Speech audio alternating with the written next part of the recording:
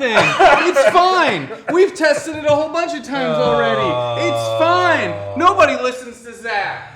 Nobody listens to fucking Zach. It's fine. Oh no, it's totally fine. Why does it always do that? Are you? Oh, we're good. We didn't have to go down. There we go. No, What's up? It always does that. Next time I say we have to test things before we go live, we have to test things before we go live. We did. No, we didn't. We did. That was hours ago. We did. What's up, guys? Good times. Zach, it's so fun doing the show with you. It's different. I gotta say, like, I've been here when technical difficulties have been happening, and I don't work here, and it's like, it doesn't affect me. I'm like, this is cool. Matt goes, anytime that stuff happens, Matt goes, oh wait, I don't work here, I have to deal with it. I get a little anxious. I deserved that. I deserved that one. I deserved that. Dang. What's up, guys? What are we here to talk about? Comics that's and a way coffee. to start the show. Well. I'm back. Welcome back, dude. Kind of. I'm at like 80%. That's already too much. Thank you guys for holding down the fort. It's been 9 days since I've been on camera. This is the first time I've been on camera in 9 days, which is the longest I've been off camera since 2014. The beginning of 2014, which kind of makes me sad. Makes me really fucking sad. Were you still working when you were on your laptop, or were you have some like R&R time? Were you able to like play something or read something? Do you want to know what I've been doing while not able to be on camera? Yeah. I went to Dallas and shot a thing for Post Malone and Madrinas. We're launching a new show next week, and I've been developing assets for that. We launched a no show last week with you as well. Worked on assets and stuff for that. Basically, I've still been putting in 14-hour days, but it doesn't matter how awful I look. Yeah. If I'm working at a desk, boss doesn't care, how I look when I'm sitting at a desk working. Yeah. So, but if I'm going on camera, I have to not look like death. But I'm here today. Oh, you look great, man. Well, not I can fix that, Zach, but you do your best. Yeah. You also went straight from the hospital to the set. I did. I went straight from the hospital to the Post Ghost set and ran tech for Post Fuck, Ghost. are you serious? I mean, crap. I forgot we're not. Yeah. We're trying not to do that on this show. Are we? Wait, that's right. Yeah. Yeah. Fork. Ah. Dude, Fork. that sucks, man. Yeah, so... You just like to make my Can job I just more say difficult. though, that the show's been looking freaking awesome, dude. Oh, I'm really excited. We have a wrestling show next week. I saw that. A D&D wrestling show Yeah. that we're launching that I've been working super hard on with that team, and we'll be dropping all sorts of cool stuff for that. You're on Los Muertos tonight? I am. I'm on the finale of our miniseries Los Muertos. And I'm really stoked about it. What's that been like?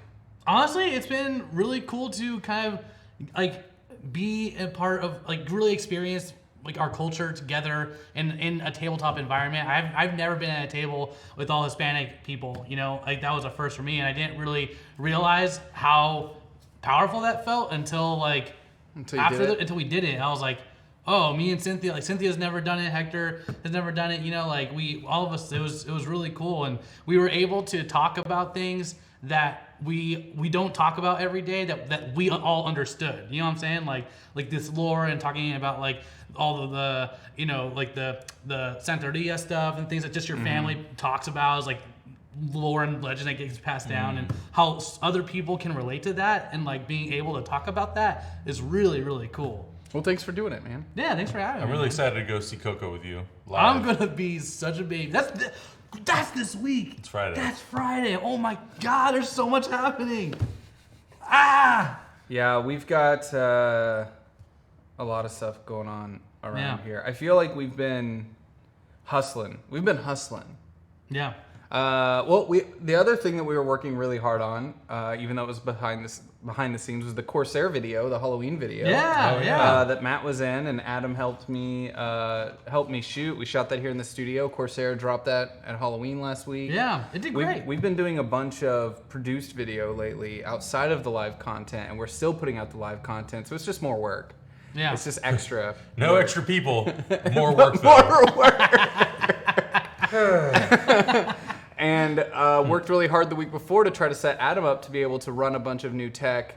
But then I got super sick and wasn't able to make sure that the tech actually worked for him to save time for him. So I'm back at it, though. We'll make sure you're good Saturday and that you don't have to... Because the audio sounds good right now, right? I figured it out. For the love of God. Just tell me, please. Just say yes. I think I figured it out. An OBS update caused things to change to 48 kilohertz, which was causing a problem sending over RTMP to our live stream unit downstairs. And it was creating some sort of audio discrepancy because we learned that the recorded stuff from the board was working just fine. So it was an issue with the RTMP signal going to live stream and some sort of conversion happening. So we fixed it. Thank God. Yeah. It's been a week. It has been a week. And we are here to talk about superheroes, comic books. Yeah, man. All that good stuff. Have you guys seen, before we get into the comics, I just want to say, you guys need to go see The Irishman. I know, I really I want saw to. it in I can't theaters. stop thinking about The Lighthouse. Dude, both of them are very, very good. Irishman is it's one of the, probably, it's like a freaking perfect, I would say not perfect, but nothing's perfect, but a very, very, very good mafia film, like a mob film. It's so good. I had no idea it was based on a real thing. I didn't know that going in. I had no idea. Yeah. I think it revolves around Jimmy Hoffa's murder, doesn't it? It is. Yeah. No. It is Which so they made good. a movie called Hoffa that had Jack Nicholson and Danny DeVito in it, which I remember seeing all the time as a kid, but every time I would put it on, it was always every single time Jimmy Hoffa was murdered in that movie. And I was like, oh. Someone shit. online, I don't know who, but Or someone kidnapped said or that whatever. it was the greatest hits of all the mob movies, and it's like that, man. And it's long, dope. right? It's like 3.5 hours. 3.5 hours. It's going to Netflix in a couple weeks, but I highly recommend seeing it. I know. I've really been wanting to go. It's just during the weekend we've been doing stuff, and I just haven't been able to carve out the right time. We've been doing shoots on weekends. Yeah, man. too. Yeah, and it's also been it's also playing at very select times at very select theaters. Yeah. So It it's drops been on tough. Netflix soon, though, right? 2 weeks. Yeah. 2 weeks. I'll Yeah, see it. but I'll probably have to wait. But I really would like to go see it in the theater. I was hoping to go in the morning before we started working, but if the first screening's at 9, it means it won't be out till almost 1 o'clock. Yeah, but man, it's so good. I can't wait to talk to you guys about it when you see it. Yeah. Fucking Lighthouse, though. Oh Lighthouse. my God. Dude. I was just reading a list to Zach today of someone's top 10 movies of the last decade, and 90% of them were comic book movies. Look, we which love is we love I comic book them. movies. Yeah, we love them. We do, but they're not my favorite movies. Yeah, but I'm like, dude, really? You need to go watch some more movies. just Holy like crap. superhero comics aren't my favorite comics. Right. You know, I like just good fucking stories. Yeah. All that being said, though, I did see somebody post on Facebook in regards to Martin Scorsese and his comments on the Marvel movie, and it's at the end of the day. Maybe I'm just a film purist, but there's a little part of me that would die on the inside if Scorsese came out and was like, I love Marvel movies. You know what I mean? I kind of want Scorsese to be like, nah, fuck Marvel movies. I'm like, yeah, because you're Martin Scorsese. Fuck Marvel movies from Martin Scorsese. I don't want him to. Yeah. I don't want him to like those. Yeah. I like them, but I don't want Scorsese to. This has been honestly a phenomenal year for movies, and I can't wait for Oscar nominations. Yeah. Dude, Joe Pesci is so good in this movie.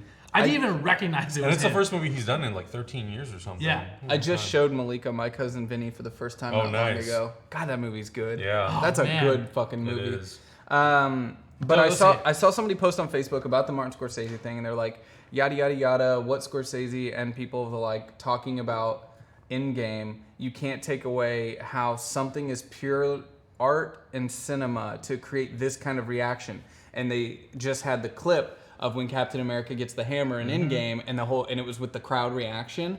And I watched that again for I don't know how many times, and it gave me chills because it's no, you're right. To be in a theater and have people freaking out when it's that perfect culmination of years of storytelling for that one singular moment, and everyone's collectively losing their mind. The Disney screening that amazing. I went with Augie and Hector and Emily. We went as a whole group, and The reaction in the theater for that was insane. Yeah. Yeah, man. At Disney, and usually you think like, oh, it's a bunch of people who are invited. Some are press, some are influencers. Right. Yeah. Everyone's gonna keep it together. Not for that movie. Everyone like lost it. Which like that's not gonna happen in most other movies because there really are very few, far and few franchises or series that can kind of do what the Marvel Cinematic Universe did. I would say the closest runner-ups are like Star Wars, Fast and Furious, DC. Dude, and like I finally saw that Last Jedi trailer in theaters the other day. Oh, did you? I teared up. Yeah, really? I'm so glad I saw it in theaters. Yeah. Oh my god. It was before Irishman in like this beautiful theater with really crisp Dolby surround sound that was like nice. It's that theater in the West Side, the Fox Theater, the Pacific Theater. Yeah. It's such a great theater. No, not the Grove at by UCLA. Oh, it's the Fox one. Yeah. It's like it shows one movie. It's such a great theater, and man, the sound was so good. That trailer got me so hyped. But Lighthouse, baby. Oh man, woo! Watching Lighthouse with my wife sitting next to me, and her deep hatred of birds was a moment that I will cherish for the rest of my life. Yeah. The amount of times I could just look over and her being like, yeah, just so upset. She was so upset. And we afterwards too. There's a lot of imagery that reminded me of like Greek mythology. And we did some digging, and it's like, it's actually like really influenced by Prometheus. Because I won't talk about why, but you'll get why if you know. It's so good. And I was like, it's great. It's so great. I've heard from the internet and friends and most people that Terminator Dark Fate is actually like really good. I have a lot of friends that enjoy it. Yeah, and I saw Cameron, Emma, Janelle, and Andy last night at the theaters, and they got out of it, and they were like, "It's so good." I was like, "Oh, sweet." We almost went to see it last Saturday, and then I forgot that Emily hasn't seen Terminator 1 or 2. Oh. So I was like, That's fun. This is That's not fun happening. homework. Okay. That's fun. We have to watch Terminator 1 and 2 Oh, first. you know what? I didn't even think about this. We could talk about Watchmen. I haven't watched any of it I haven't yet. watched any of it yet either. Okay, well, You I can guess talk I could about talk Watchmen. to myself about the Watchmen. Zach, why did I watched the one. Malika and I have been watching why the didn't we Watchmen. do a podcast about Watchmen? I don't know. Maybe because I've been in the hospital and working. I mean, you can lay here and watch 15 TV hours and just talk. And some of those Watchmen episodes I watched was heavily medicated. So they're even better, is what you're saying.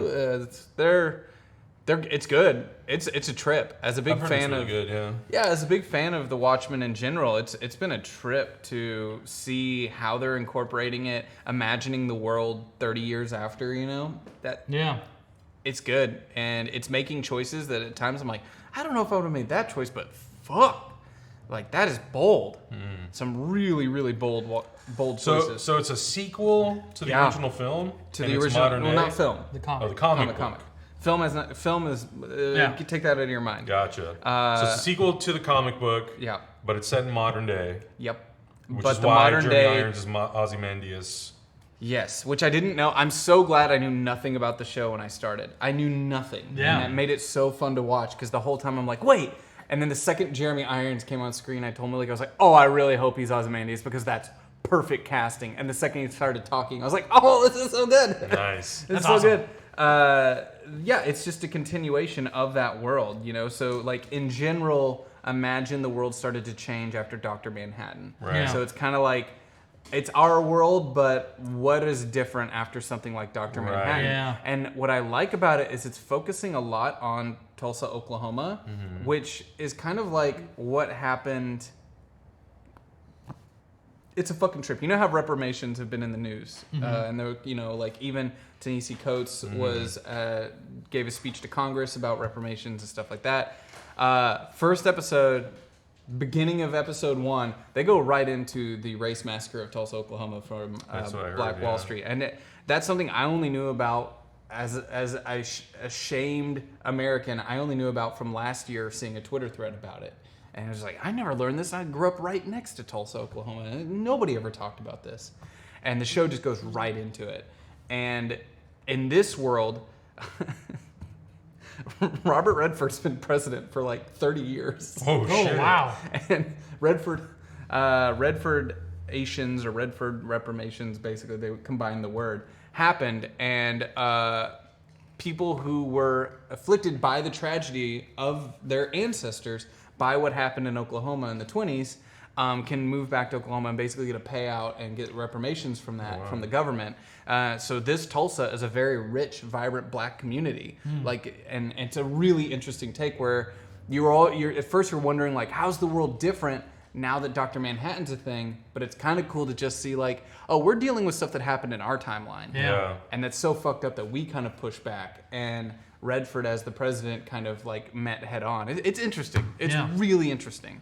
That sounds way better than The Flash. Yes. The Flash is really boring right now.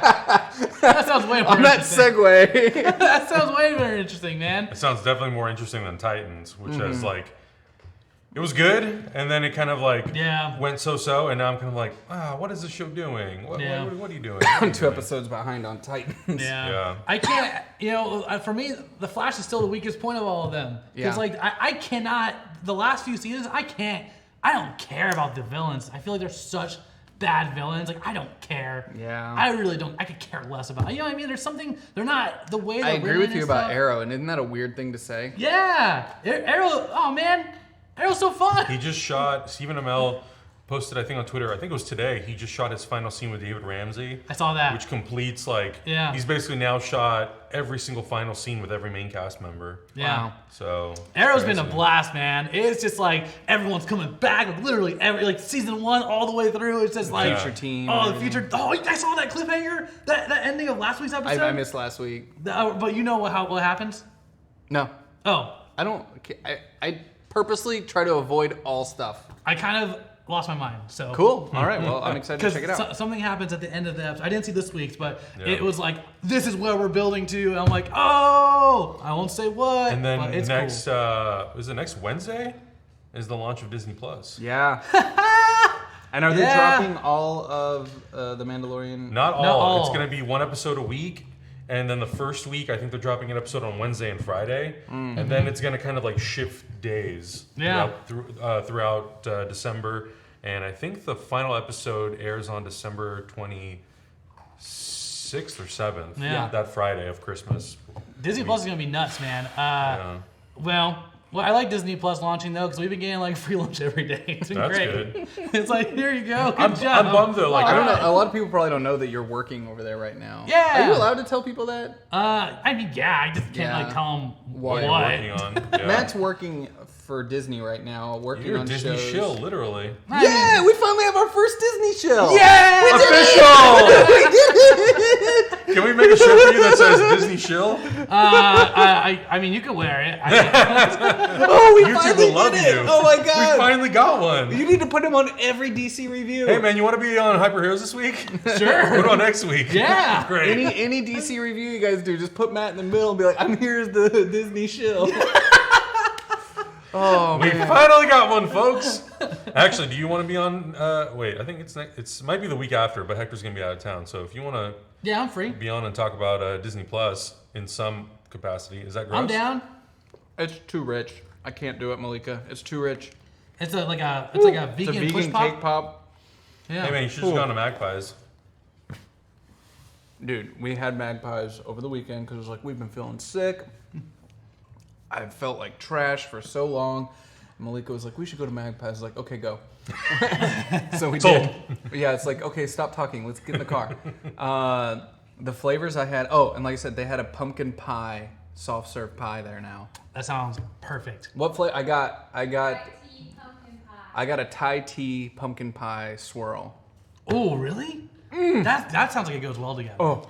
Does Magpies exist anywhere outside of Los Angeles? No, they just got. So no one knows what the hell you're talking They just opened up a new spot, or they're opening the biggest store yet over in Eagle Rock.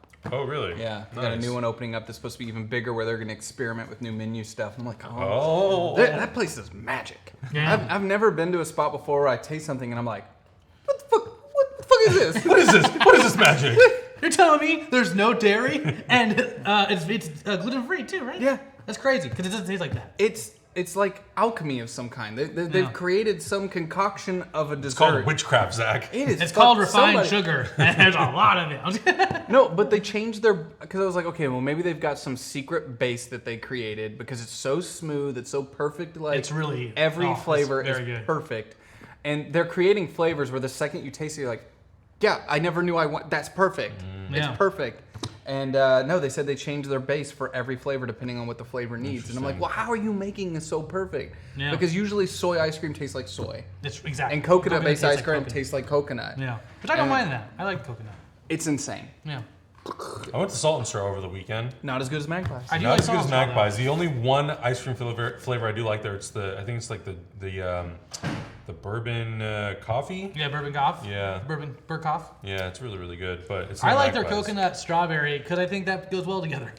Coconut and strawberry. Y'all, we have opinions on ice cream. That's right. Especially because Matt and I are lactose intolerant. Woo! We are very picky. Strong opinions on ice cream. Yeah. I'll mess around with like mashed potatoes and stuff, but if I do like straight ice cream, that's a no-no for me, so I don't do that anymore. Anymore. Yeah. A long time, Matt's like, I think I'm lactose intolerant. Oh, well. How many episodes of Watchmen has it? 3. 3? And they're long. I mean, if you're going to get started, like you got to get started like now, dude. Yeah. And it's a lot to process. Actually, Malika, come here really quick. Because you're a person who... You've been watching them with me, and she's been standing there waiting for you to invite her on camera. But now she's like, I don't know. You don't have much knowledge of the comic book. No, I watched like the movie a long time ago, and that was it. And the last episode was the best so far because it kind of like to Silk me, Spectre. Yeah, it ties it to the very little bit I do know because the show starts and you're like, WTF, like I didn't know what to think. There was a lot of intense things going on. First of all, it brings up like real history, but then weird history, and then what's his name? Osmondius is doing his thing, and they haven't explained that. He just keeps making weird experiments. Is he in hell? Is he in hell? Limbo of some kind? Why does he have multiple copies of his butler? Why does he set them on fire? Yeah, why is he catapulting them into space? A lot of questions. But I like the kind of, now that you're kind of getting to know the main character, having old Silk Spectre being introduced. And she's working for the FBI as an anti-vigilante agent. And so good. Now I'm starting to be like, okay, you have my attention. But it took me a few episodes because it was a lot of what is going on. It's okay. None of this is working. It's a lot to take in. Yeah, because it's so much. Well, what I love about like work like that is it's heavy into symbolism. So, like that's what's happening, but what is the story really telling? Right? By what it's showing you. There's so many narratives interwoven. Yeah. Yeah. There's so many narratives interwoven. You know that you're not going to get all the answers in the first season. Right. Not even close. And also these interwoven narratives, they aren't literal, like a gotcha kind of mystery or a thriller or anything. It's like symbolic, it's contemplative. Yeah, it's like it's Lost. I mean, it's the same kind of, it's going to give you a symbol. Steven Lindelof. Yeah, it's going to give you a symbol for something instead of a direct answer. If you don't watch from the beginning, you're going to be lost because even watching from the beginning, you're already kind of a little lost. But I'm okay with that. It made me immediately want to go back and read the book again to pick up on all the little things I was missing out. The little and nods how and stuff. Perfect it is. How perfect to take Rorschach's journal and make it a white supremacist manifesto. Yeah. It's like about the repercussions. Because you're that's what would happen. I don't want to. We'll talk after. Oh boy. I mean, right? Why are you? These are shotgun I don't know. They're gonna get everything. I don't know. We're on YouTube. It's like I don't know that territory. Yeah. Sure. Well, I don't know what just happened. Anyway, but okay. What other news should we talk about before we dive into the couple books we picked this week? It was a big week. There was a lot of good books this week. Yeah. We got Spider-Man 2. Spider-Verse 2. Spider-Verse 2. Yeah, which I'm very excited about. I mean, who isn't? Who's not excited about that movie? I am. Get out. Yeah. So that's coming out. That's a few years away. That's coming out April 8th, 2022. Lots of rumors going around right now for that, and I don't know how many of them are credible. What? Like what? About Spider-Verse 2. Like Which who will Spider-Man are be going to be in it? Yeah. They did confirm that the Japanese Spider-Man will be in it. They confirmed that. Yeah. I think it was saw that. Phil Lord who confirmed it. Yeah. Okay. That they have the character designed. But there were like other Spider logos or like variations of the logo inside that little teaser.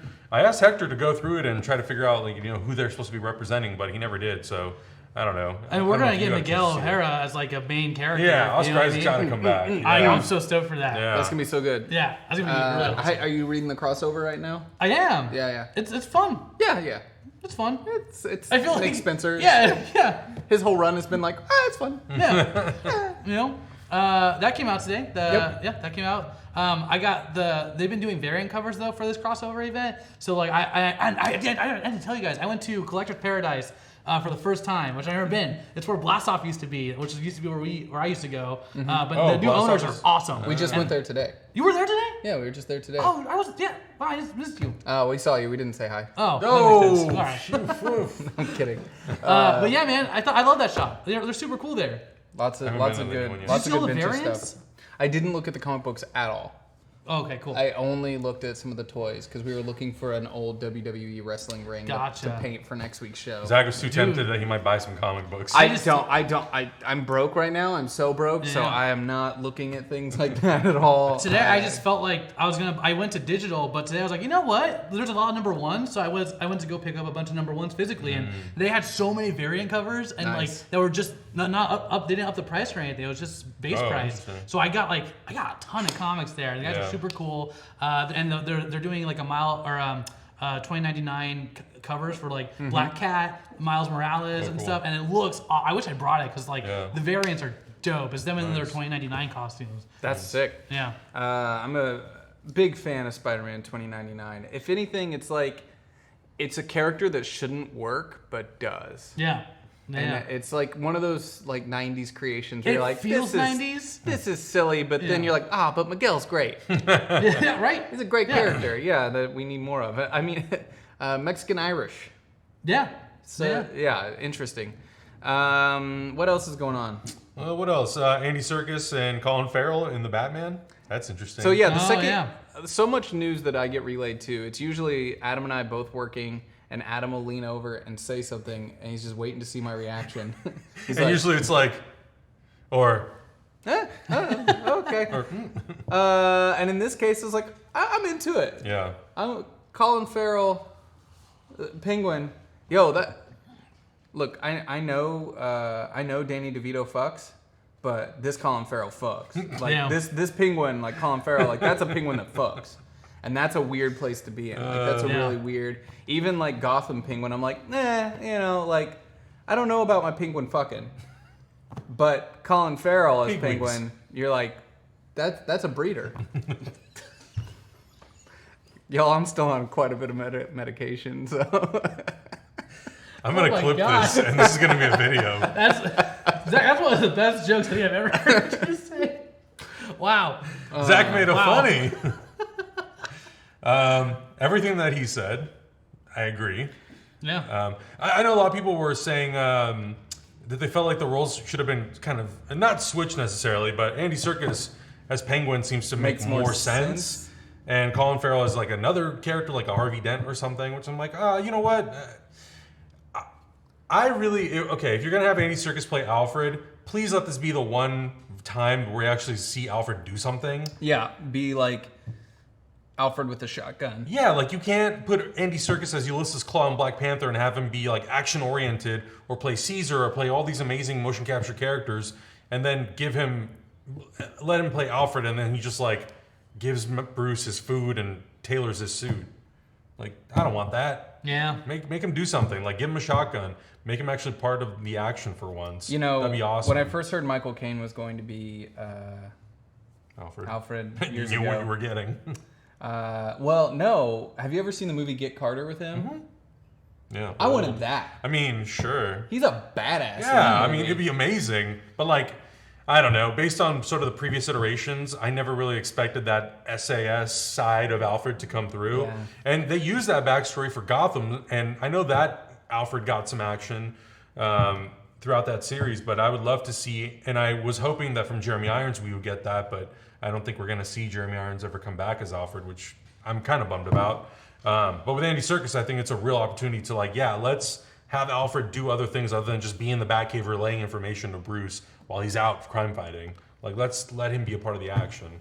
As stupid as it was always very entertaining to see Alfred dressed up as Batman in the 60s show.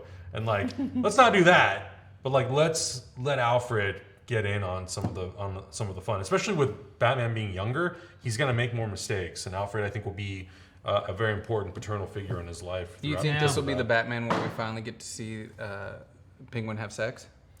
Twice, maybe. Cool. Yeah. Did you ever read the Earth 2 Batman comics by Jeff Johns wrote? It was 2 trades. I don't think Earth so. 1, Earth 1, yeah. Excuse me. That's where that SAS thing comes from. Yeah, exactly. Yeah. Where he's got I like that Alfred. That's the Alfred you're talking about. Awesome. Yeah. He ends up being hired as a bodyguard for the Waynes, and it's because of his previous just military experience. And I think he has one false leg, so he can't he's not as action oriented in that book. Yeah. But I like that, and I don't know how much of that is going to be inspiration for this movie, because I think when we meet Robert Pattinson, he'll already be he'll have been Batman already. It's year 1, right? Please God. Yeah. Metis in Twitch chat says, "Did that Pennyworth show ever come out?" And I was just about to ask. It got renewed for a second season. Is it good? Has anyone seen it? I've not seen it. It's on Epix. Wait. It's out? It's renewed for a second season. Yeah. Holy Season 1 has I think they've aired about 6 to 8 episodes already. It started right after Comic-Con. POV, I also wanted to let them know that this is not live. We recorded it yesterday. Yes. Morning. Yeah. At 8 a.m. Mm-hmm. Pacific. Sun's just about to come up. That's right. Here it comes. What other news is there? I think that's most of it. Yeah. I've been kind of I've been a little out of tune with what's been happening because we've just been so busy here. We've been so busy. Yeah. It feels good to be making shit, though. It does. And a lot of the stuff that I've been reading, too, is not necessarily just superhero related. I've been reading a lot of stuff just related to other movies and things that have been happening, all that stuff. HBO Max put out all that huge info dump about the Green Lantern series. That's right, the Green Lantern series, which I know you guys talked about a lot. I'm nervous. I don't really want to get too into it because we'll run out of time to talk about comics, but I really want to see Green Lantern on the big screen, and I want to see it done right. And I would like to see the idea that's been pitched for years now is they were going to do Green Lantern Corps, and it was going to be Hal Jordan and Jon Stewart teaming up, and it was going to go back to reintroducing the rest of the Green Lantern Corps and giving us a new version that would play into the greater DC universe. With this show, I have no clue what it's going to be. I have no clue. Does it make you feel like they just gave up on DC Universe? Does it give you that vibe? After Swamp Thing for certain characters, maybe. It's we don't want to take a risk on Green Lantern, so go do it, Greg Berlanti, on television, because we want to focus on other things. It's kind of the same thing with Superman. It's we're getting Superman and Lois, the CW television series. You know what? Where the fuck is the movie? And I have back-end experience with this, so I've been pitching this for years. You know what I think would make it work? And this would be a way to help DC Universe. While they're making a show on HBO Max, do a shit ton of cool behind-the-scenes content and release that on DC Universe. Yep. Instead of making it where here's your exclusive show for DC Universe that will not get as many signups as we want and will cost us way too much money that we can't validate later, but you got to keep those shareholders happy, so let's go big or go home. Do additive content that gives the fans something that they're going to want to pay for that they can't get anywhere else. That's a cool behind-the-scenes access that you can't get on HBO. Because HBO's not going to do that. Yeah. So have DC Universe do it, and then you get something out of it. I mean, when it comes to Doom Patrol, the only reason we're getting a season 2, at least the way it made it sound, was because HBO came in and was like, we want to put money behind this. Which is cool. We'll get Doom Patrol season 2 simultaneously premiering on HBO Max and DC Universe. But how's that going to affect all the other content moving forward? Does that mean Swamp Thing will have a chance? Is it only because of things like HBO that we're going to be able to keep DC Universe going? What will happen in DC Universe? Will it eventually fold into HBO Max? Probably. I don't know. I am excited about the Green Lantern series because I'm excited to see what they do. Also, the other part of me is like, it's Greg Berlanti, so I hope it's not too CW-esque because it's not for the CW. It's for HBO Max, so take it in another direction. If it takes place in the Arrowverse, will it be John Diggle who takes on the mantle of Green Lantern from a different Earth? So many questions. It won't. There's no way it'll be in the Arrowverse. No, that'd be cool. I think you do John Stewart. Just establish John Stewart.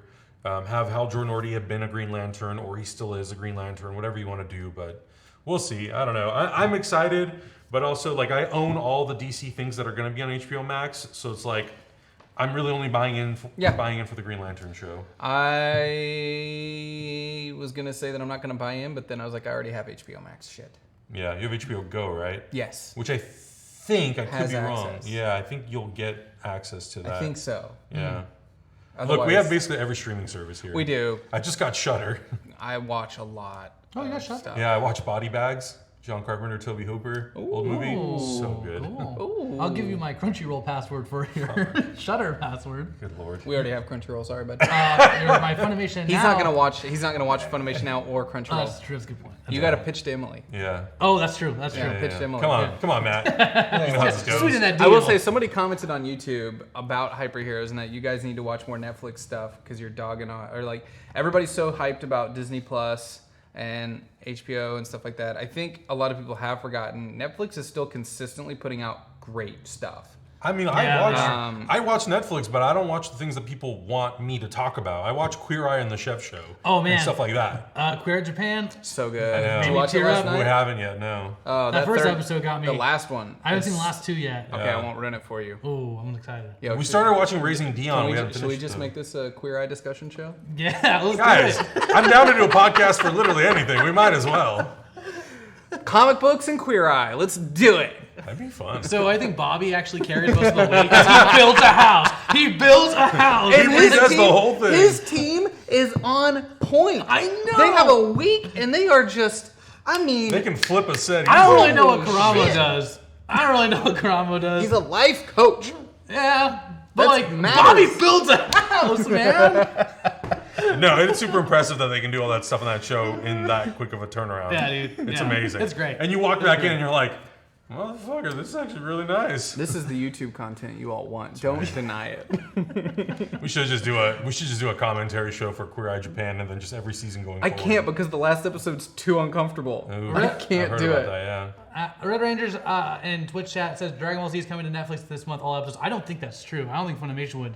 I don't think they'd Let that happen. Let that happen. I think I that's don't the know. rumor. Red Rangers 29 is really he tags me in a lot of stuff that's not true. So love you, dude, but a lot of the stuff you post is not true. I don't know where you're getting your It's news. all on Funimation though. Brandon says, I want to be more of a Tan, but I think I'm more of a Jonathan.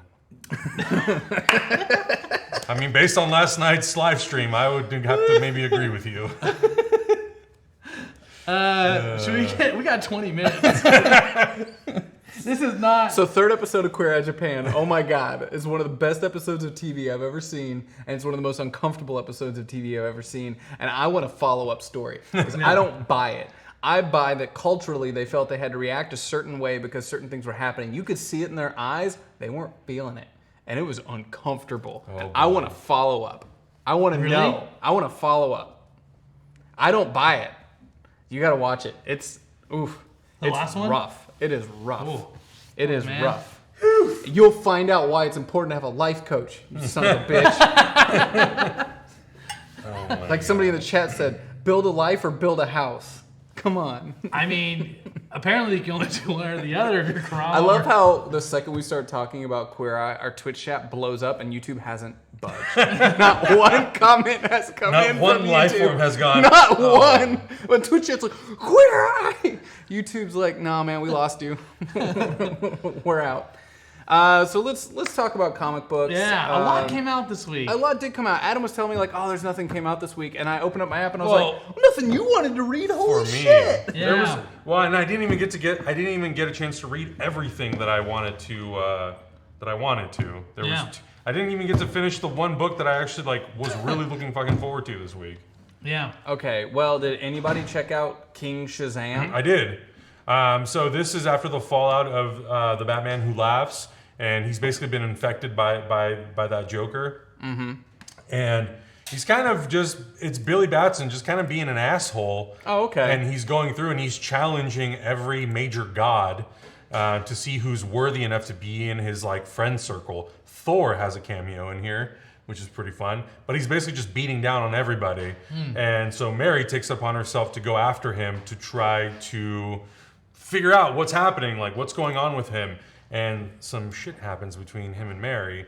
And they've set it up that Mary's future is in question, I would say. Yeah. But it's really good action, and it's fun seeing this like asshole Shazam with Billy's childlike personality. Yeah. It's fun. I definitely want to be able to see where that goes because it's very interesting. A very interesting setup. So we're going to kind of, because we're short on time now, I forgot until just now that we're on a 1 hour show now instead of a 2 hour show. Yeah, man. Lucas forgot too. Shit. Everyone forgot. So we're just going to talk about the books that I know we should probably talk about. Yeah.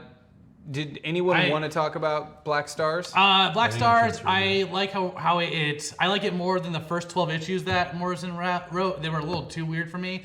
This one, after the events of Green Lantern 12, Hal Jordan has taken the form of Parallax once again and has joined the Black Stars. Is he actually part of the Black Stars? We don't know, but they confront Mongol and they challenge Mongol and out of those events kind of sparks the rest of this series. It was I liked it. It was better than I didn't like the first 12. It was too weird. Oh, you really? Like there were some I liked, and then some of them I thought were like, I don't know what's going on. It was very Morrison. Very, very Morrison. But I liked the start of this one. So cool. Yeah. X-Force #1. I picked up the director's cut because that's what it just picked up for me. X-Force is X-Force. I was thinking of the other one. So I'm on the fence on this one. This might be the first X book that's come out so far that I'm not super sold on. Yeah. Really digging the Marauders. I like Marauders a lot. I like that team up. I really dig New Mutants, which we'll talk about later. This book wasn't really vibing for me. Yeah. I think it has to do with it feeling the least Hickman, which shouldn't be a problem. I don't want to hold all the X books to Hickman's kind of standard. I don't think that's fair. Right. But when I say it feels the least Hickman, it's partly because Hickman set all this stuff up, and I feel like the Hickman books set up consequence and repercussions at such a stage that it's like, by saying that there's reincarnation, by giving us all of these tools, we know that just putting the X-Men in danger at a small level isn't as much of a threat anymore. Yeah. It's more like a psychological level and what's happening to our X-Men, what path are they going down that becomes more interesting. The original Remender X-Force run, the Remender run of X-Force did such a great job of tapping into that, of saying like, what are we? Yeah. And where do we draw the line? Yeah. Are we going to kill a kid or not? It created such a great moral conundrum of wondering, is the X-Force needed and why? And are we really mightier and holier than thou if we do these things? I don't get any of that from this book. I don't get any sense of just like why I should really feel like these are really actually high stakes. I thought, I won't say what happens at the last panel, but I thought, at first I was like, oh, but then I talked to you and I was like, oh yeah, that doesn't really matter. Yeah. So kind of mixed on it. I love the concept of X-Force when it's done really well, and Remender's run's still one of my absolute favorites. So you're good. Undiscovered Country #1. You checked this one out, right? I did. Is it Snyder? I'm kind of. I think because I don't know why I put these expectations on this book. I was kind of Snyder. I know, but I had a control little bit of of a different expectation on what this book was going to end up kind of being. It's got a little bit of like a Mad Maxy. I mean, that's a hell of a writing team right there. I know. And a hell of an artist team. Yeah. Wow. It's a really good book. So basically what happens is like America has basically shut itself off from the rest of the world, and they are basically not entangling themselves in any sort of like political anything. So they're being completely divided, and I think the setup is it's been around 30 years since anyone's entered the United States of America. So we built the wall. Yeah, so they ended up building a wall. So there's like a lot of stuff that like very much parallels what's happening and things that are being discussed in the world now. And I guess just my expectation for like what the setup was going to be and what it was going to be about was a little different than what it actually ended up being about. It's more or less about a team who has to go in to try to find a cure for something that we don't really know too much about, other than like it's about curing the sky, but they haven't really gone into the details of all that stuff. So I'm curious to see a little bit more about the characters. They ran into a character who's basically supposed to be the modern day, or in their time, modern day, an Uncle Sam type of a character, and their objective is to save America. So I'm curious to see sort of like how that evolves and what it turns into. They've done some interesting stuff where they have like very unique creatures in the book and things, and I thought it was going to be a little bit more like a realistic standpoint. But I'm still into it, and I'm still interested, and I want to keep going and kind of find out where the story goes. All right. Strange Skies over East Berlin #2. We both really liked the first one. Yeah. I didn't get a chance to read this one. I didn't either. Which is a real bummer, because the first one was really good. Yeah, it was really strong. Didn't get a chance to check out Double Trouble. Didn't read that. Space Bandits, you've got a couple more pages on. Yeah. So I don't know if this is the final issue or not. I thought it was. Maybe. It says the climax. Yeah, of the first volume. Oh, so of the first volume. That's the first arc. So this is the first time. So this is the first time they confirmed that it's like the end of the volume. Similarly, what they did with the Blade Runner book last month.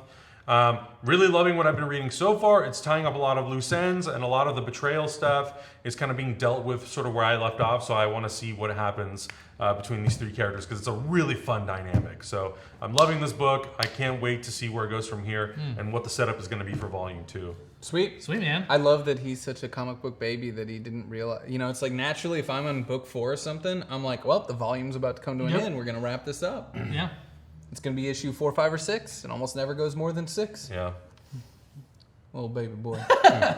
New Mutants #1 was so It's much great. fun. It's a lot of fun. Hickman writing on this one, so it's tying. It feels like this is the book where Hickman's like, all the really fun, nostalgic stuff of what made me love the X-Men, I'm going to put in this book.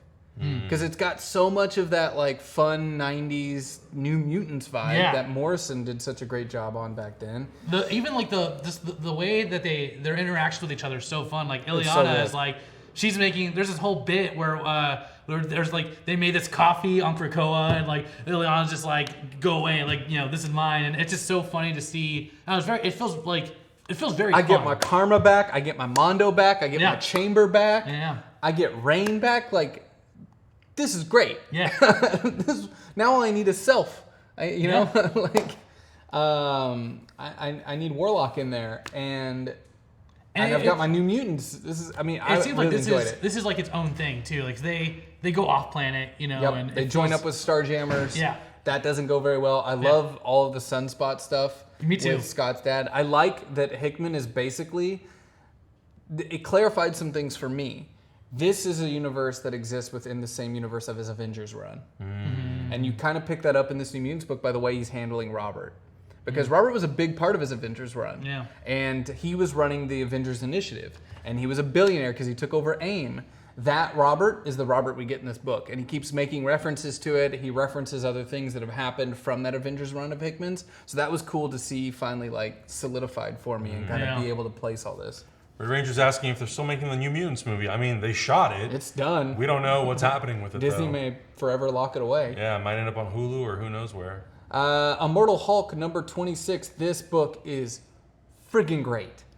I was not completely like, I've gone back and forth on this book, and it was the super trippy out-of-body experience issue that I was just like, this is nuts. So I went back and I grabbed volume 1 and started reading from the beginning, and it's wild. And it's this issue in particular, Bruce Banner is basically called a war on humanity.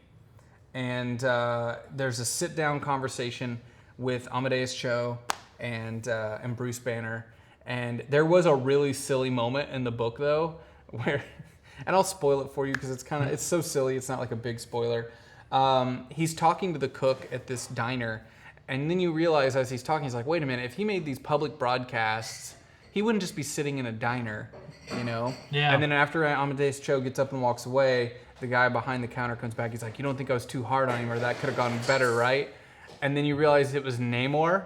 And Namor was wearing like a chef's outfit and was like in disguise cooking behind the counter. I was like, this is dumb as hell. That's weird. But that's great. But the book itself is really strong, and the concepts it's bringing up and everything that they've done with the Hulk is really cool. It's cool, man. Such a neat direction for the Hulk, and they actually call it like the Hulk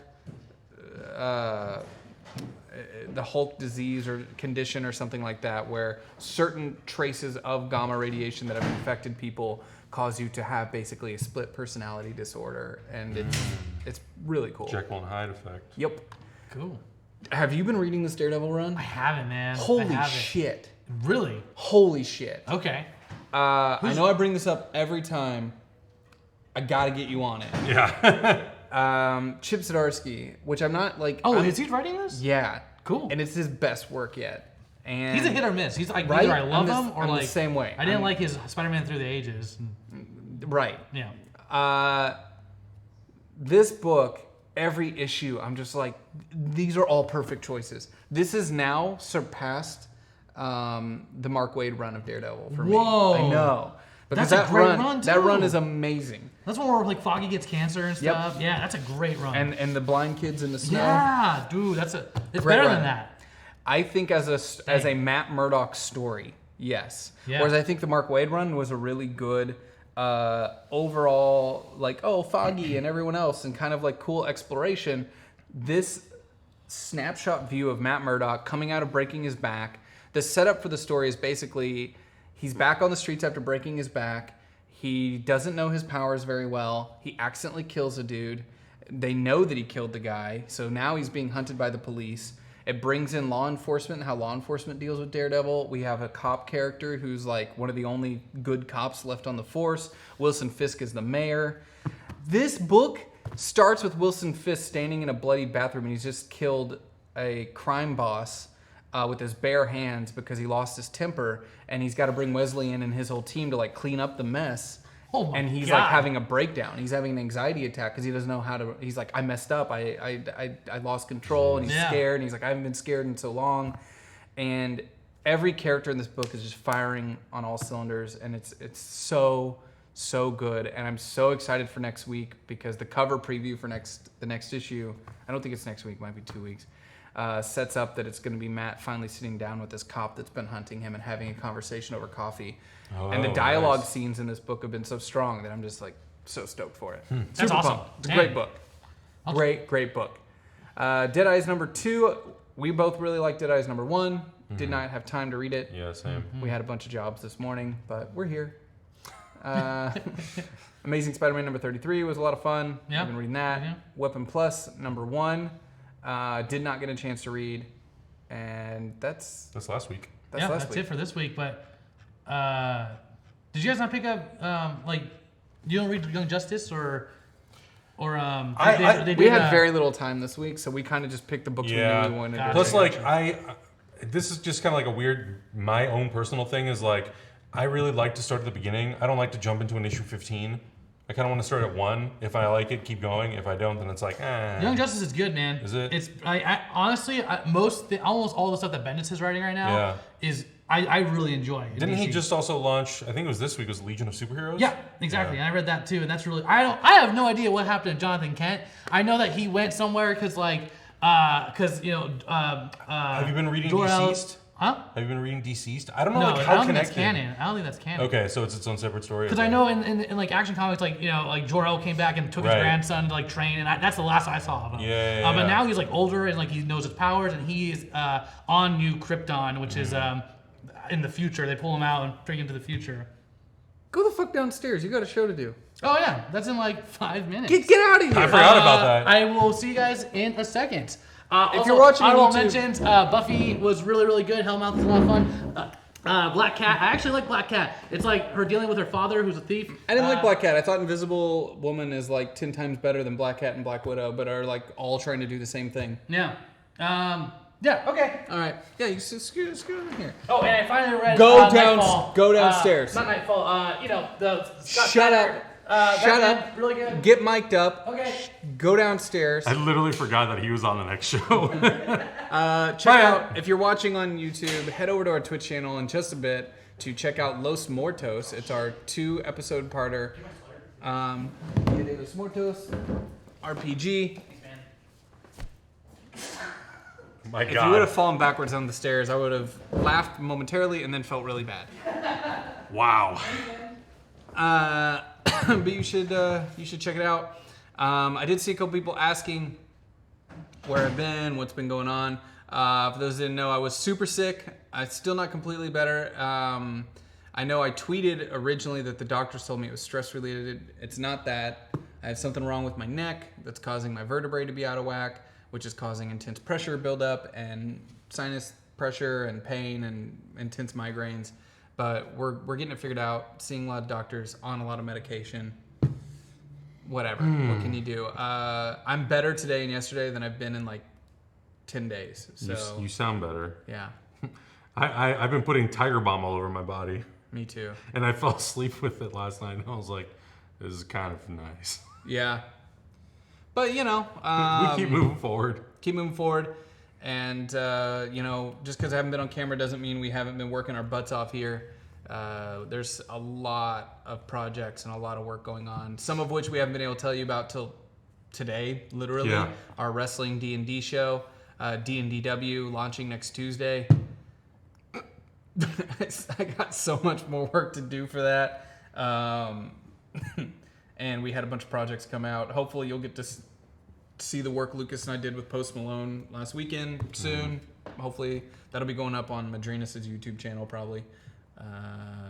And yeah, and hopefully you got a chance to check out the Corsair Halloween video that we made. That was fun. Yeah, it was fun to dump ice on Matt. Can we make a blooper reel? It's pretty good. Yeah. It's pretty good. I just want to cut all of his like... Exactly. Yeah. Oh, one final thing that I thought was cool. It hasn't. I don't know if it's been officially announced, but they're doing a Zorro TV series. I think it's CBS. Oh yeah. Is doing it. Yeah. It's a female Zorro. It's going to be in the modern day. And I was like, oh, I'm all about Zorro, so sign me up. I've been reading that comic. I can't wait to read the next issue and see how much weirder it gets, because now they have monsters. I'm like, what the fuck? It's pretty great. Well, yeah, what else is going on? We've only got like 2 minutes. Yeah. I know you've got a lot of podcasts going on right now. Yeah, so we're doing Titans. We're on episode 8 or 9 of Titans, I believe. We're doing that. That's on Patreon. We're going to be launching The Mandalorian on November 12th when the show launches on Disney+. We also have ideas for other podcasts, but because we've been so busy, I haven't had a chance to really sit down and make like a map of everything that we want to do and how we want to do it, because the Titans podcast has done okay. I think because we have our audience, even though they say as much as they say they're big fans of DC, I think they're mostly like DC movie people. They're not so much DC universe people. Mm-hmm. So I think it's kind of a hard audience to reach unless you're I'm going like... to call you out right now. Real fans. Oh my God. Real fans would watch the TV shows as well and support the creators telling those stories. Not just the Snyder Cut. You would support all the DC content. Y'all Swamp Thing is so good. Like the new season of Young Justice that's really dope and really fun. You would watch all of it. Not just yell at us on YouTube about how big a DC fan you are. Just saying. I feel like that's a good place to end, even though we still have another... Just saying. It's 6 o'clock now.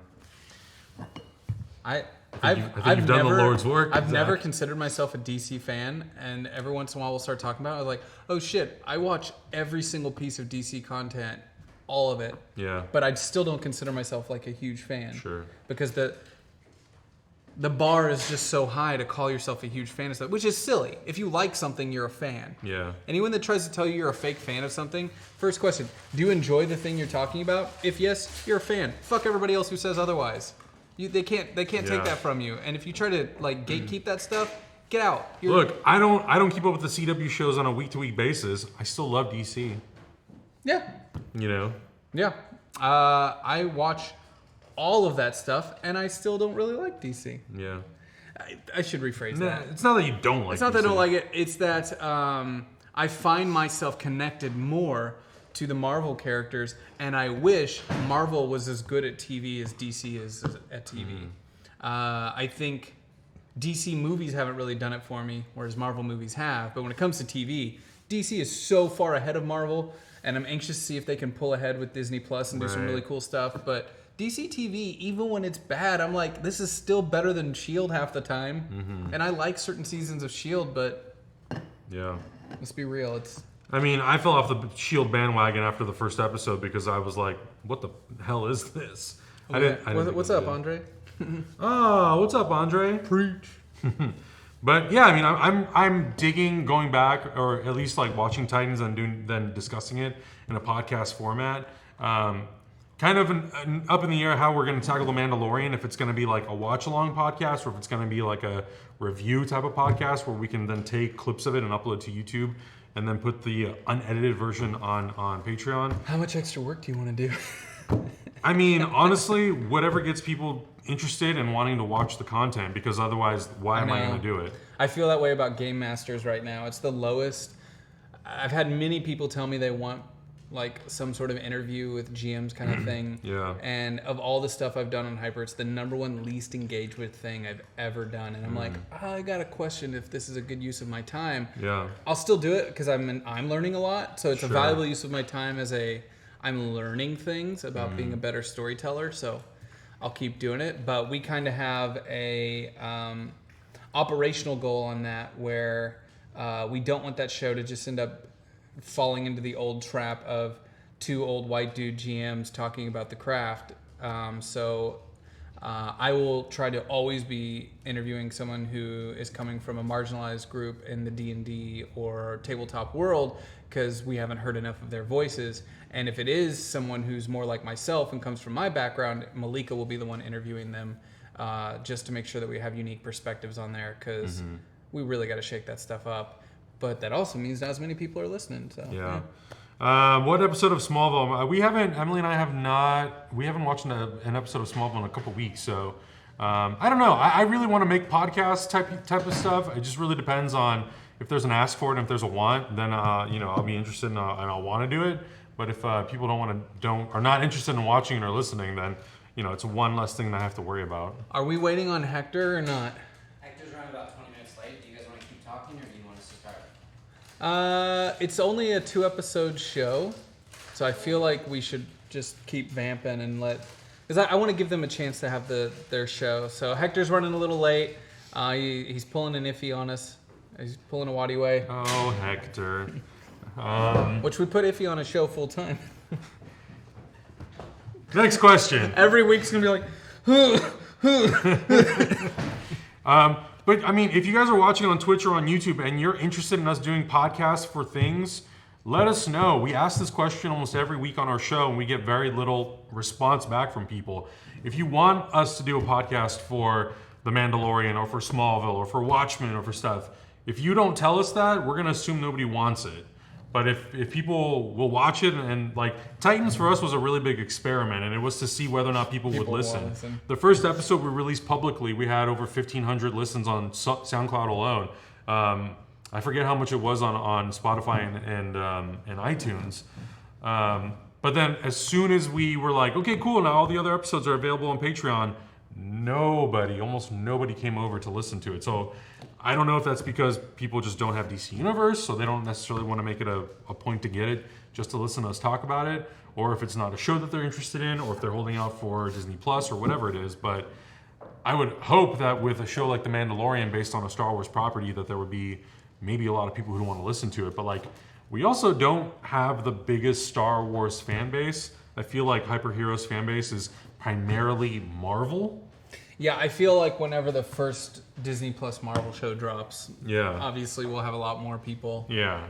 Want to know Which I about think it. will be Falcon and the Winter Soldier. I could be wrong. Yeah. They just started shooting that.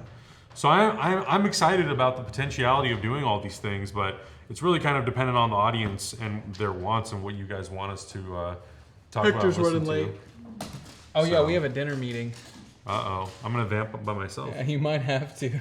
I can do a Q&A with the audience by myself. Do you two morons want to be on camera? If they're both down here, you're going to hear from them soon. Stand-in from Los Muertos? See, there you Huck go. was a stand-in today. Yeah. See, we got 2 dogs ready to perform. Looks just like that. Are we getting Star Wars Fallen Order when it comes out next week? I mean, I will, regardless of if the studio gets it, because I really want to play that game really, really Looks just bad. like you. What? Father and son, together at last. Maybe sit. Yeah, Oh, you think he's going to sit right there? Yeah, he's gonna behave. No, sit. He's going to behave? Yeah. Yeah, I don't know about that. Oof. And there he goes. Bye, Kaiju. And there Nice it knowing you. goes. Wait, I'll take the little one. Where's the little one? Okay. Oh, good luck. Okay. So, outside of Disney Plus, Yeah. The Watchmen. What other stuff is coming up this winter that we should be TV-wise? Yeah, that we should be aware of. I mean, there's Crisis. Yeah, I mean, to me, Crisis is going to be the big one. I really tried getting into Batwoman, and after 2 episodes, I did not think it was good, which sucks, because, like, I was hoping it'd be a great CW DC show. But it just didn't do it for me. Really? Yeah. Did you like it? Yeah. You did? Yeah. Emily and I were just sitting there watching. We're both just like, oh, this writing is so bad. It is. And that like says a lot for CW because it's already very mediocre. Yeah. I just couldn't get into it. And I feel like when they introduced Batwoman in last year's crossover, it was good. I will agree with the chat room. What did they say? First episode's really bad. Yeah. Second episode's not much better. Third episode, it starts to get better. Really? But All right. that bar for getting better, it reminds me of Arrow season 1. Sure. It doesn't know what it is yet. It's taking itself a little too seriously and trying a little bit too hard to prove itself, and it hasn't found its stride yet. You know? I mean, if it all it takes is for me to finish episode 2 and then get through episode 3, then I'm willing to give it a chance. Yeah. But I mean, that's kind of been the case with all the CW shows. I've been so surprised to hear from so many people that Arrow this season is the best, because I feel like that show has struggled for a while to figure out kind of like what it's doing and what the purpose of that character is.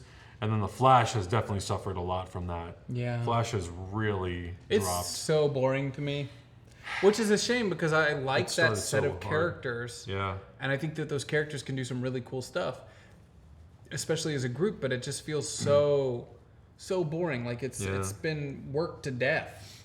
The same concepts over and over again. Yeah. Yeah, which I mean, every single season, every time I catch glimpses of the beginning of it, it's like, oh, another speedster villain, another blah blah blah villain, another villain from the like. It just it feels very rinse and repeat, which kind of sucks because I thought season 1 really set the bar for like what the potential of what those CW shows could be. Oh, he's upset that I'm leaving. Nope. There he goes. Did he jump on there? No, I don't. Oh, it's fucking crazy dog. I mean, I won't put it past him. He like leapt over the couch one day. Yeah, he's much more of a leaper than Kaiju. Yeah, Kaiju's just like... Kaiju's afraid to jump on our bed because then he really? knows he has to get down and he's afraid to jump off. Kaiju, you scared of heights? He's gotten old. But yeah, I mean, in terms of other shows, I am curious. I'm not opposed to trying out Apple TV Plus. If I get a new iPhone or if I trade in my phone for a new one, I don't know if that means I'll get Apple TV Plus free for a year. If I do, For All Mankind is more or less the only show I'm really the most Yeah, I have interested in. no interest in Apple TV. Yeah, it just None at seemed all. like such a waste of resources. Yeah. Sell those shows to someone else. I Yeah. don't know. Everyone's trying to get in on the streaming thing, and let's be real. If you're not Disney and you're not Amazon and you're not Netflix, good luck. And even Amazon, I think, only gets away with it because of, like, they have just a sheer volume, of things that they have access to. And I think if you're a member of Amazon Prime, does Video Prime, is that a part of that? Do you have to pay additional? I don't remember. No, it's with it. It's included. It's and included. they also put out movies, like theatrically. So there's an awareness of Amazon original films on top of the fact of like, oh, we have an original series too. And I would say that like a lot of their series have been received pretty well. I know a lot of people love things like Man in the High Castle, and all that sort of stuff. So I get it. I mean, I think their series Jack Ryan, I always get this vibe when I'm watching Amazon shows that they are 50% of good Netflix. Mm-hmm. Like even the best ones, they might have really clever writing and really good hooks, but the production and the overall completion and packaging of it all is just not quite where good Netflix is. Yeah. Whereas in Netflix, when it knocks it out of the park, like Mindhunter and stuff like that, like it's on another level. Yeah. It's up there with the HBOs, you know. Mm-hmm. It's just on another level, and it Amazon's feels very premium. Not really there. Like even Good Omens, I thought was a really great idea and really cool, but still, like there are certain aspects of production. I'm like, there's just something that's not. To not me, right there. The Boys, just based on advertising alone, I would, yeah. like that to me feels like the closest to like a Netflix type of a show in terms of like how it's marketed and the big pushes it does. Netflix doesn't even market stuff anymore, though. Yeah, they don't really like Stranger Things. You just put a poster and people are like, I'm in. They don't market anything. Yeah. It's such a weird thing that they're doing now. I think Netflix is on a slippery slope, though. Yeah. It started as such a strong premise, and they were using algorithms to drive their content, which I felt like at first was a really interesting and creative thing. Even Fincher was talking about this idea of being able to make stuff that you have immediate feedback resource to see when did this person stop watching, why did Right. having that data, but then you overuse the data and cancel every show after 2 seasons because you learn from the data. You're never going to retain people as much as you're going to get new people to watch, and just keep making new shows and cancel them and new shows and cancel them. It sucks. Yeah, and I think also volume is kind of a big thing too. Like I do think that Netflix going the route of like producing original films like Irishman is good for them. But I feel like they produce just so much stuff now. It's so much. hard to keep up. So much. Just in the last I'm sure in the last month, so much new stuff has dropped. And I'm not talking about things that are like catalog titles that they've acquired streaming rights to. I'm talking about like Netflix originals. There's so much. So much. I mean, it's such a big part of it's one of the biggest and more focal categories on the front page. And Man, it's like so much. I completely disagree with Jordan in the YouTube chat that Miss Maisel's better than any Netflix show. I don't even put Miss Maisel in the same league as some of the good Netflix stuff. I've heard very people either like it or they just don't. I thought it was super blah. Yeah. Had a hard time. I don't think I ever finished season 2. I might have finished season 2 actually, but it was. Yeah, I watched it more than Malika. It was. There were moments that I was like, oh, okay, yeah, it's funny. Yeah, but when I find a good Netflix show, it's usually like clear my schedule, not doing anything else, finishing this today. I mean, Mindhunter and Dark alone are worth a Netflix subscription for me. Oof, so good. Yeah, and it's also interesting how Netflix has really trained most people to really indulge in their binge watch format. And I don't think that maybe that's what they intended for. Maybe they hoped that people would just binge the whole thing in overnight. But it's weird because I don't feel that pressure on any other platform. I'm totally cool with watching everything on a week-to-week basis. Yeah. On Netflix, it's just all right, I gotta watch it fucking tonight, I guess. I don't know, man. I feel like Malika and I often are always searching for that new show. What? Can I jump in and say something? Yeah, sure. All right. So, fun fact. Did you guys know You and Emily. that Netflix has borrowed a lot of money, millions Oh, they're of so in debt. dollars, to create Netflix original content, which is my Billions. favorite content on Netflix. I almost don't watch any. I guess maybe I watch 70% Netflix original content, including animes and documentaries and all sorts of melodramatic stuff that I watch with my husband. And all the business analyst types are saying this is going to be the downfall of Netflix. And I wanted to ask you guys your opinion on that, because for me, yeah, they're in debt, but they make really good stuff. Like I said, yeah, I agree. It's way better than Amazon. However, do you think they're going to have enough runway? Is it good enough? Because apparently the majority of Netflix content that is consumed is not the original content. They're placing a bet. It's still Catalog titles. Friends and Yeah. Seinfeld, and I don't even know all if that old Seinfeld's on stuff. there anymore. But Friends, I know, was one of the most popular things on there while it was there, which I don't understand, because I know our Netflix experience is constantly just searching for what's the new show, Yeah. with new concepts and ideas that we get The excited Office, by. yeah. The Office did really well. That's right. The Office was. I doing watched really well. a lot of Power Rangers on Netflix. Oh yeah, that's on Yeah. there. I mean, I think if for me, if it's something that's a catalog title but it has everything of it, then I'll watch it. Otherwise, yeah, I'm into the new stuff. If it's new seasons of Queer Eye, The Chef Show, their original movies, a lot of their crime and crime documentaries and stuff like that. That's kind of the stuff that I gravitate towards. Not too much of the old stuff, unless it's something that I can't get on Blu-ray or DVD or whatever. I can't believe I forgot Refn's show on Amazon though. That was a trip. I'm curious though, like how do our viewing habits differ than the people who are watching? Yeah. And how do your viewing habits differ than the average person? Because let's just say y'all are nerds, and nerds love their content. They love their movies, their animated things, their TV shows. Like we are in a specific category. I can think of a lot of friends and family members. Like, you know, are they only watching TV now 3 hours a week? Like, I don't know what the habits are because everybody's on their phones. And when it's only those 3 hours, do you even want to do, are you making enough choices in Netflix to get recommended good stuff? Or are you just going to watch that one rom-com you love and that's it? Like, I'm very curious. This is a question for the chat. One of my favorite things to do is when we go to Airbnbs, to open up their TV and see what the recommended shows on Netflix are, to see like, I'm like, wow, there's a world of Netflix I don't even know about because my recommendations are so different from the everyday Joe that is going to an Airbnb and watching stuff. Blows my mind to see how different it is. Yeah, I am curious about that. And I feel like the more people kind of like start going towards watching more digital, like my mom, for example, she only watched cable. She never got into streaming stuff. And then really in the last like 18 to 24 months has been like she binge watched Jack Ryan season 1 the day it came out, and she just binge watched Jack Ryan season 2. So I am very curious to see how people who kind of like grew up just watching traditional television, how much their habits have changed, especially in the last couple of years. Like I know the only thing she has cable for really is to watch hockey. That's it.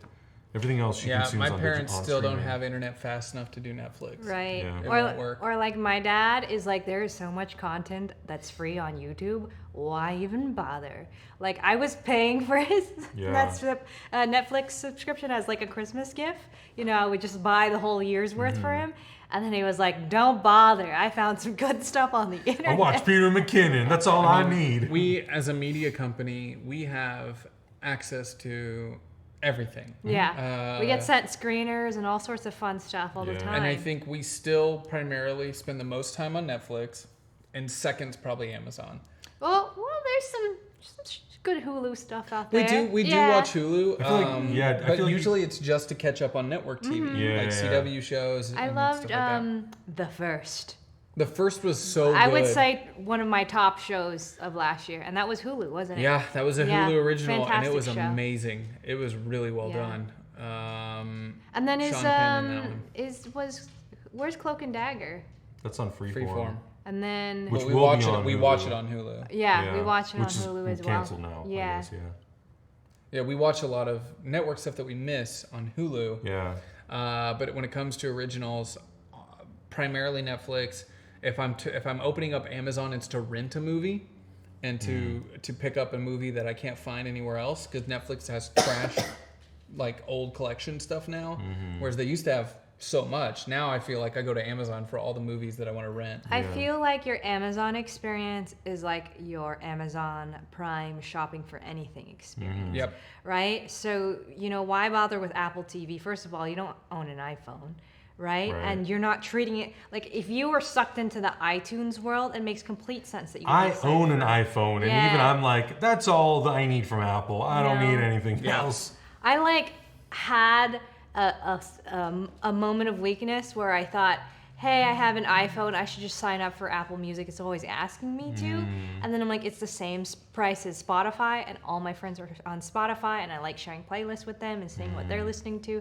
So why bother, right? I'm on Apple Music, and I've been on it for years, mostly because it's just where I was able to find the most of the music that I wanted. Like, I was on Spotify, and I couldn't find, like, old Led Zeppelin stuff. And Apple had it, so I was like, well, I've committed to this now. Now that I've had it for so many years, I have so much music from them.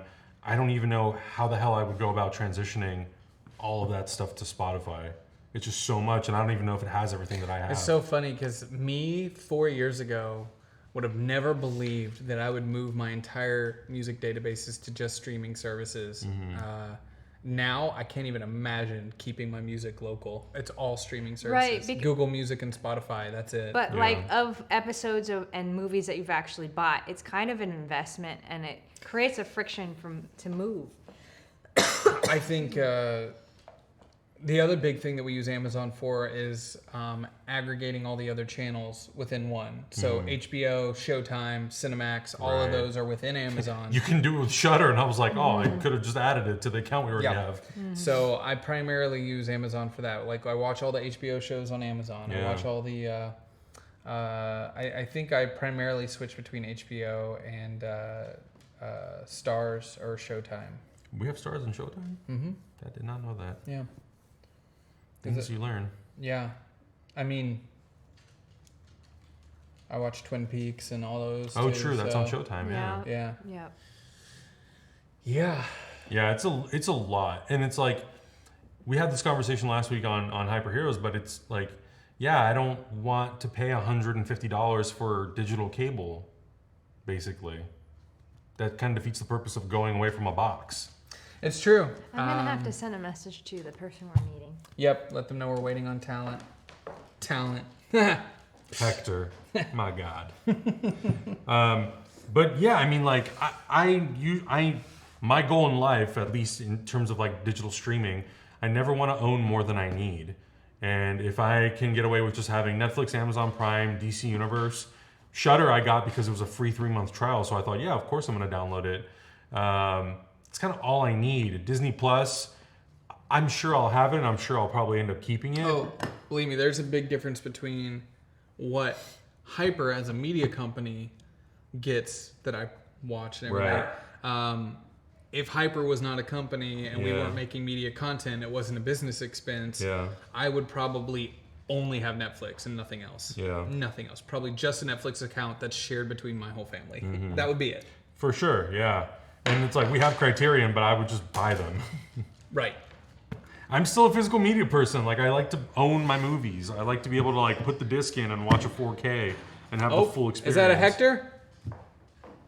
I guess we'll never know. I have no way of knowing if he doesn't announce he's here. Was that Hector? Probably. Can we check so we can close up if we need to?